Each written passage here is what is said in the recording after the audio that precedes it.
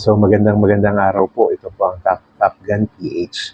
So for today, actually medyo late video na po ito. Matagal ko na po itong nakita, mga mag-1 month na ata. Naglalakad-lakad po kami sa may SM Annex at nakita ko po ito, medyo alanganin po doon sa may entrance mismo ng SM Annex na galing from main building. Nakita ko po na meron na pong Civil Security Group o RCSU-NCR. Ito po yung regional office ng Civil Security Group na nag-handle po ng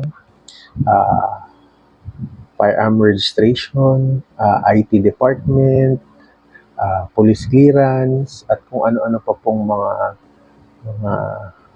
needs natin para po sa mga firearms natin sa pagkuha ng lisensya or pag-may-ari ng firearms na legal.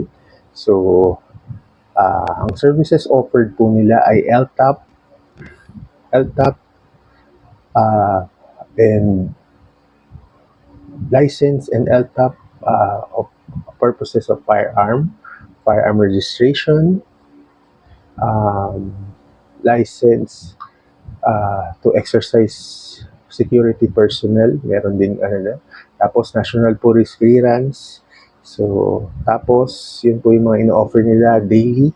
Tapos, if ever naman, every Tuesday po, available po ang drug test, neuropsychiatric exam, saka yung gun safety seminar para po sa mga bagong gusto magkaroon ng LTAP. So, ito po ay sa may SM North EDSA Annex. So, halos tapat po ng BDO, sa may tabi lang po ng entrance.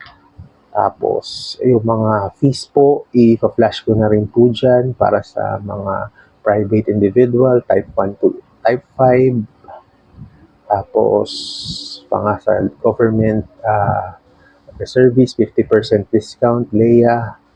Tapos, sila nga po pala ay nag-open pa nung last year, March 16, 2024, since tinanong ko po dun sa bantay po na police.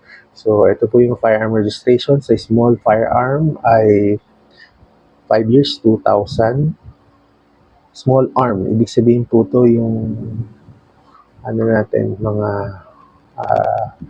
pistol.